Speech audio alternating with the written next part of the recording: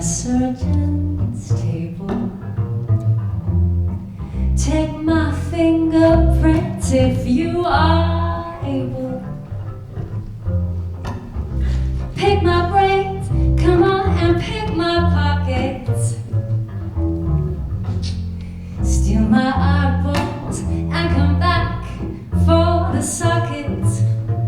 Run every kind of a test from A to Z, but you still know nothing about me.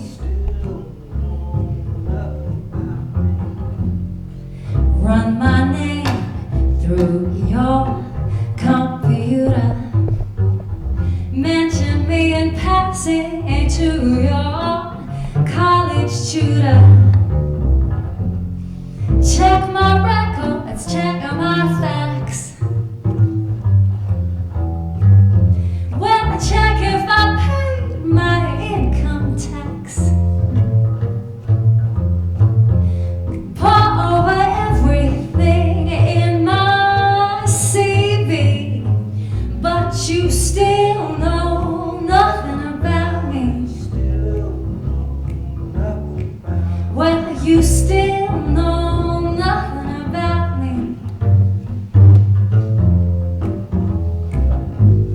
You don't need no books from my history. I'm a simple man, it's no big mystery. In the cold weather, a hand needs a glove. And a time like this, well, a lonely man like me needs a love.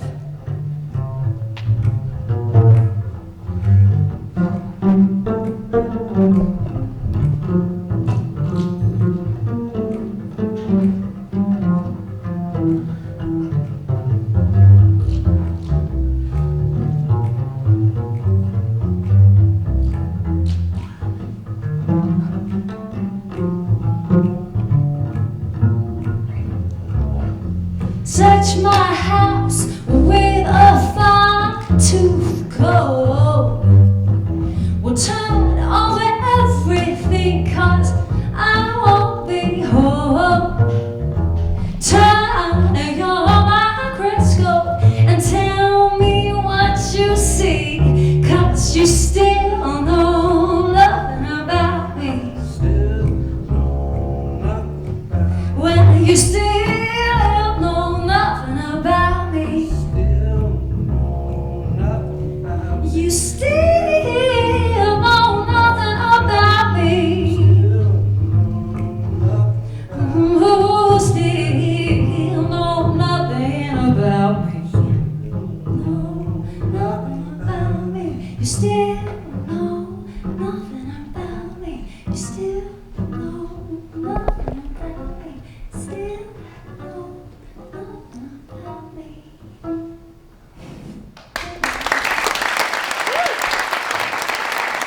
Ladies and gentlemen, one of Australia's finest jazz bass players and my dear friend, Peter Walters.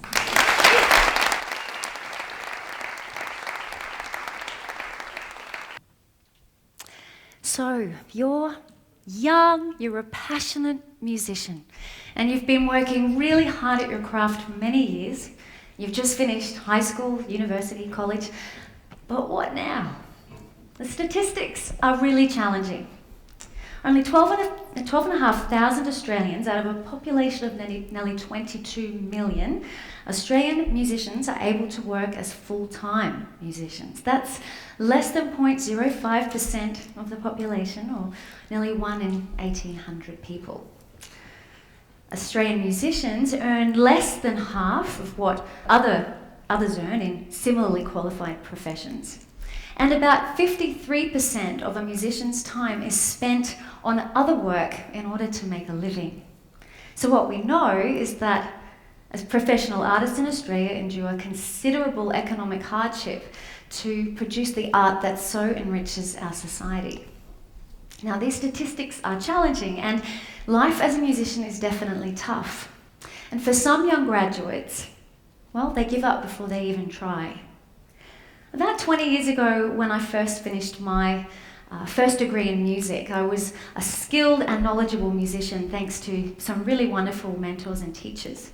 However, at the time, I really had no idea what I was going to do. I mean, how was I going to sustain a career as a teacher and a working musician? Well, I quickly worked out that I just have to make that happen myself, because sitting around waiting for the phone to ring was not an option. I realised that there may be no jobs in the arts, but there are opportunities. And how was I going to convey this message to my students? So I realised that what my students needed were the skills that I had to learn for myself all those years. What my students needed, what I needed to do, was fast track them to become entrepreneurs. Now, the term entrepreneur is a fuzzy one. The Oxford Dictionary traces the word back to French origin, meaning to undertake. And they provide us with 3 definitions. A director of a musical institution, a person who undertakes or controls a business or enterprise, and a contractor who acts as an intermediary. Now, I really like all these definitions, and I think probably the one we're most familiar with is the second one, the risk taker that starts a new innovative business venture. But the first one's important because of its cultural association. And the third one, I think, is really important. That person who has that ability to bring interested parties together. So I was really lucky. I was working in an innovative school. So I was able to apply this definition to Queensland music students. But a lot of schools aren't equipped to deal with developing young entrepreneurs. We needed to rethink music education. We need to broaden its application, because young entrepreneurs are people who take risks, who network, who work with autonomy and independence. Entrepreneurs are collaborative and set objectives. They're creative and innovative. They have good industry know-how, and they know how to turn what could be into a reality. And they have the self-confidence and the self-belief to make that happen. So the next challenge was, well, as a teacher, how am I going to teach this? How do you teach entrepreneurs? Well, what I knew is that I needed an approach that would be student-centered, student-driven, with the teacher as a co-participant in the learning process. It would be based on student interests. It would be student-owned to enable them kickstart into the music industry, with the opportunities to expand their networks to become useful and resourceful, that is, to build their social capital. One day I said to my students, what are you going to do about this young girl who, in a newspaper article, was explaining that there were few opportunities for young musicians to perform in professional settings, and a lack of venues for people under 18 to go out and enjoy and hear and support live music? Well, the answer was that we would start our own music industry organisation, and we launched YMI, or Youth Music Industries. So these young, new entrepreneurs set up a mission statement that they would build a youth music scene in Queensland. They were going to use YMI as a platform for young musicians to perform, to network, to record, and to learn about the music industry. And I was going to use YMI as a platform to launch my students directly into the music industry, to develop their entrepreneurial attributes and help them build their social capital. So the first entrepreneurial initiative was called Emerge. Now this is the school theatre turned into an underage venue. They use their social networks to find local bands. They use their social media prowess to get an audience.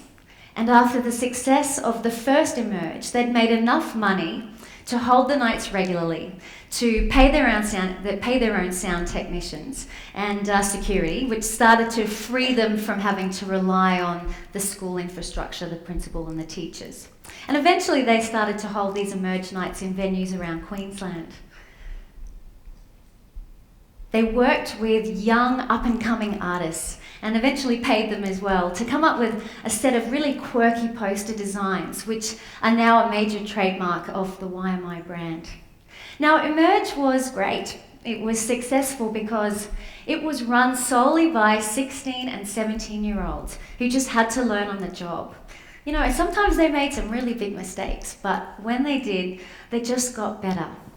These young entrepreneurs were coordinating artists, liaising with band managers and the media. They were managing their finances. They were acting as stage managers, packing up, setting up gear at all hours of the night, coming up with creative marketing strategies. They were becoming highly effective project managers. They were able to turn this vision of building a youth music scene into a reality. And so this entrepreneurial vision, this confidence and this self-belief just kept edging them on further. This entrepreneurial approach, this new learning environment, gave the students permission to think bigger. So one day in passing, I said to my students, what if we turned the school into a giant music festival like the Big Day Out? And it happened, of course. We're now in our 5th year of the annual Four Walls Music Festival. So imagine Emerge, but this time on a much bigger scale. 4 stages running simultaneously for 11 hours. The whole school redesigned and barely recognisable, all equipped with food court and merchandise sales. These students had a vision to give emerging artists festival experience by giving them the opportunity to play on the same lineup as some of Australia's top music acts. Again, these students were responsible for every aspect of the coordination and the creation of the festival. Imagine coordinating over 150 artists on one day, navigating a capacity audience of around 500 people throughout the 4 floors of a school building, liaising with some of the biggest names in band management, working with the media, photographers, filmmakers, of course, managing the finances, and it was a big financial risk every year. And some of these young entrepreneurs actually played in their own bands on the festival lineup. One industry professional commented in an interview that it was equally, the organisation of this festival was equally on par with any $200,000 budget event. So what we know is that entrepreneurs require strong, diverse networks, and they require good industry know-how. So the next part of my learning environment design was, how was I going to connect these young people with the high end of industry professionals?